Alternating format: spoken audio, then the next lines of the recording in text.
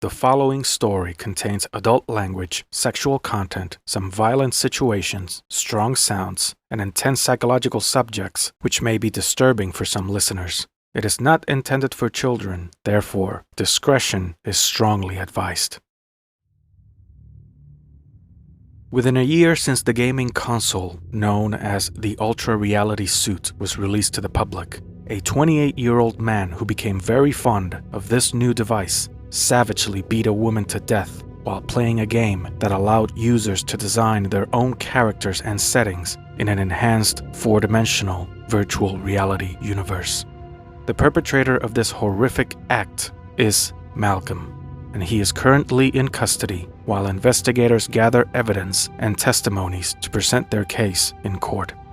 What has baffled everybody is how was it possible for a gamer to inflict so much harm onto another person while engaged in an activity that normally detaches players from the real world. This being the first case of its kind, authorities believe that similar homicides may happen soon, as the Ultra Reality Suit continues to be the most commercially successful entertainment console on the market. A group of behavioral scientists who took interest in this case haven't ruled out the possibility that the manufacturers of this device may have given customers too much freedom in the type of games players are able to design themselves, or how much real-life scenarios they can experience upon wearing the suit. What is known thus far is that the game Malcolm programmed for his own amusement consisted of kidnapping, torturing, and taking physical advantage of a digital avatar he created, one that he named Cassie. This was made clear when data technicians were able to extract and analyze the memory hard drive. This may be difficult to believe, but according to Malcolm's statement on the night of his arrest, he was allegedly not aware of his actions until the moment he was ambushed by police. You are about to hear the events that led this man to commit a horrendous act that has stunned his entire community. This is Malcolm's Reality, a Fiction Madness production written, edited, and produced by yours truly, Don Luis Zavala.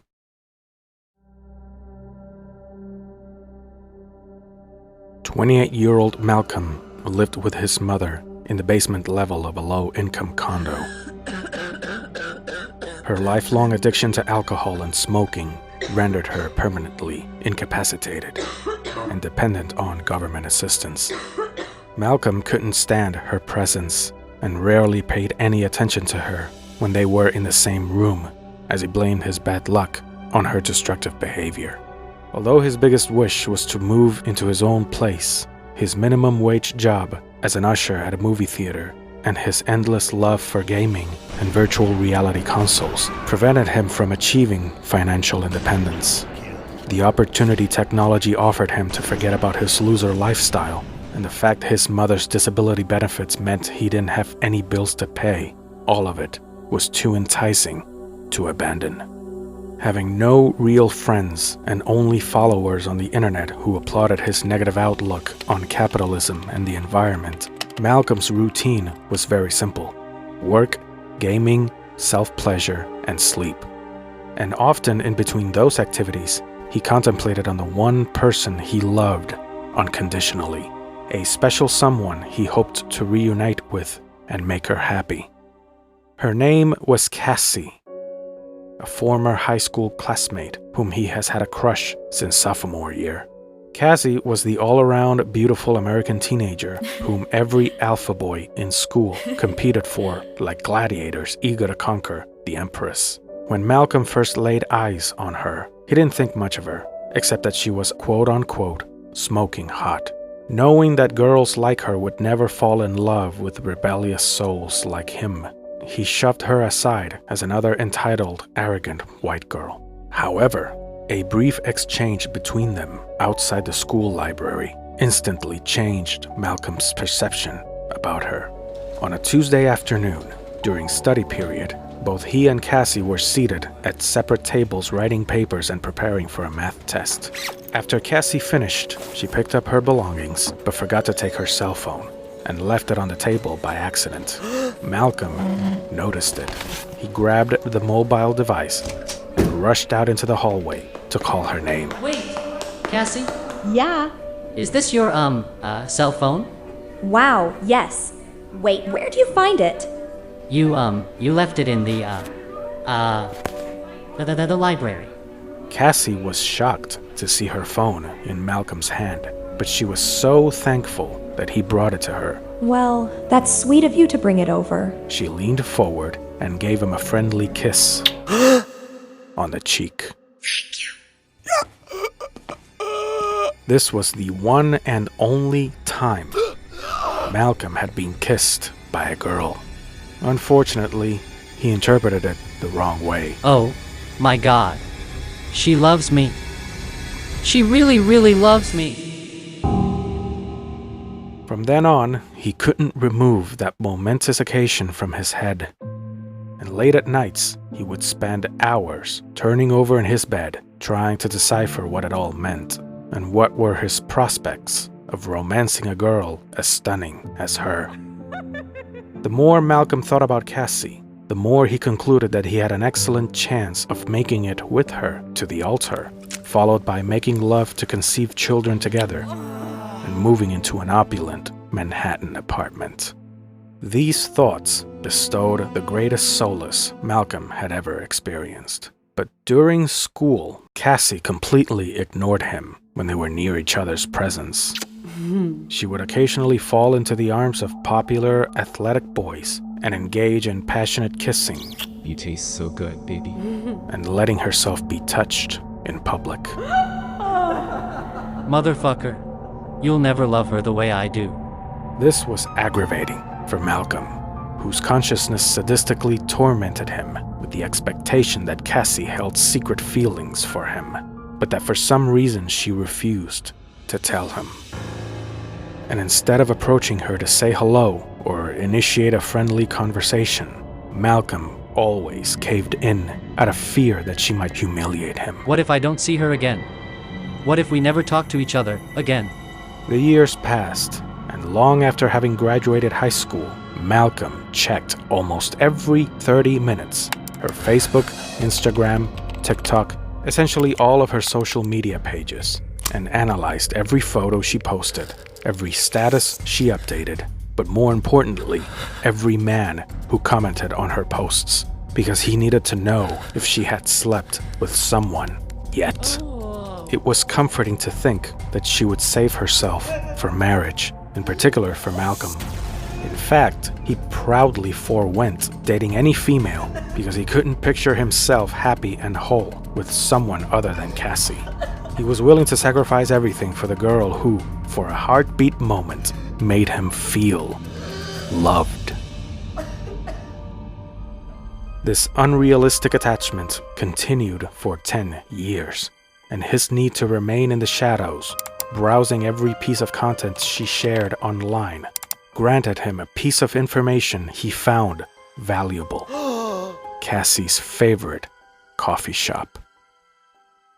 Malcolm assessed if it was a good idea to frequent the place and bump into her accidentally. But just like in high school, Malcolm automatically dwelled in fantasy and never made a decision.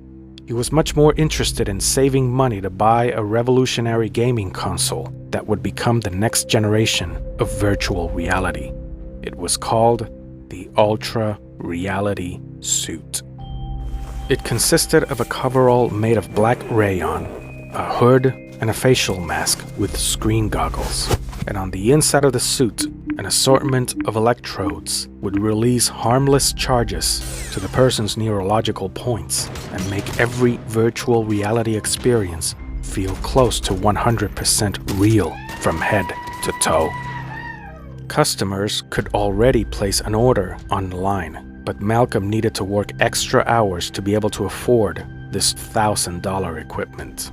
When he first learned about the Ultra Reality Suit, he marveled about how many situations he could experience for real, As someone who has never had intimacy, Malcolm wondered if he would be able to experience the authentic, gentle touch of a beautiful woman in that suit. Perhaps, he thought, he could design an exact avatar of Cassie in his console. Hello, my name is Cassie. Malcolm is the man of my life. And use the ultra-reality suit to be with her in every setting he had daydreamed all these years. Malcolm calculated he would be able to afford the suit in about 4 months.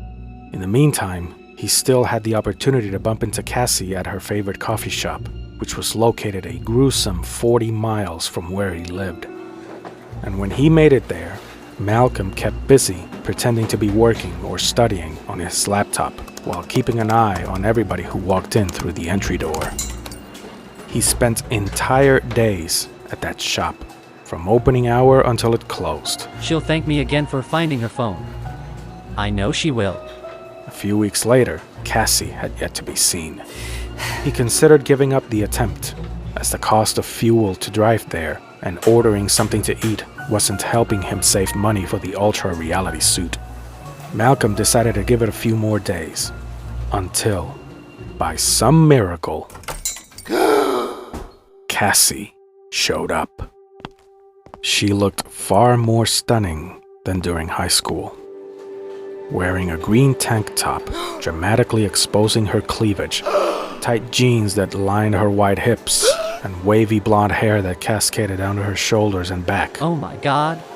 She looks so beautiful.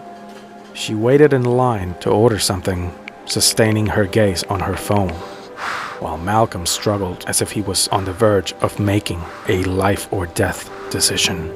Nonetheless, he understood that he may not have a second chance at a random encounter with Cassie. Cassie? Yeah. Remember me? Malcolm, from Monroe High. Right. I'm sorry, but I once found your phone. In the library. I am really sorry, but I don't. Please excuse me. Malcolm felt as if the entire cosmos came crashing down onto him, smothered by the weight of unremitting humiliation. After what I did for you, you just walk out on me? You stupid bitch? From the moment Cassie left, an overwhelming sense of deadness engulfed him, as if his heartbeat had lost power, but his body miraculously kept moving like a living dead person. On his long drive back home, he no longer held any affection for her or anybody, plagued by the thought that every minute he spent musing about her, all of it had been for nothing.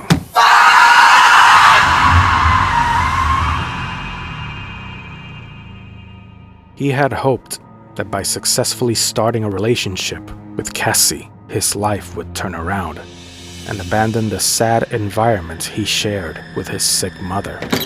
But upon returning home to the same knackered basement apartment he had been living in for most of his life, Malcolm stepped in through the door as someone changed. Someone whose heart was now filled with desires to destroy. But he didn't know the first thing about how to take a life, not to mention he didn't want to end up in prison.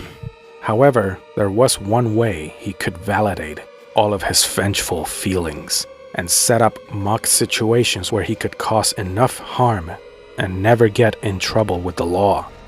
To do so, he would have to purchase the ultra-reality suit as quickly as possible. And he did a few months later.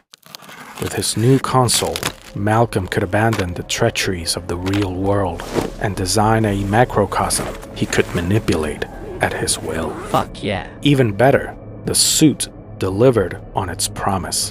The electrodes on the inside of the outfit made perfect contact with the user's neurological system. Wearing it felt like stepping into a parallel universe where Malcolm could hear, smell, see, and touch every detail displayed in that digital world. He would move his arms, legs, and torso, immersed completely in the scenarios he programmed. If only I could live in this suit for the rest of my life. As soon as he got a good grasp of the system, Malcolm wasted no time in creating a four-dimensional avatar of Cassie. Hello, Malcolm. I know I have been really bad to you. Do to me all the things I deserve. Oh, you bet I will. And did with her all the things he wished he could do in real life.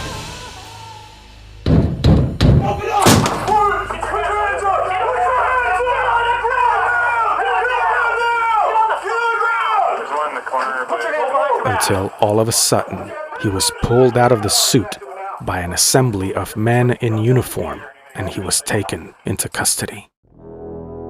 Malcolm's rights were never read, nor was he told the reason why he was handcuffed and charged for homicide.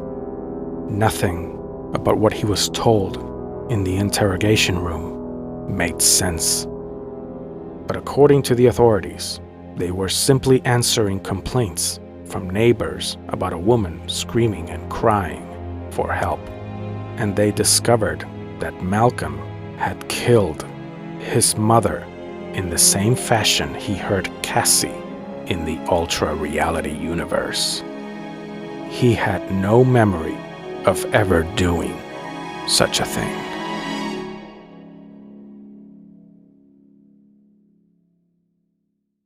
This was Malcolm's Reality, a Fiction Madness production, written, produced, and edited by yours truly, Don Luis Zavala.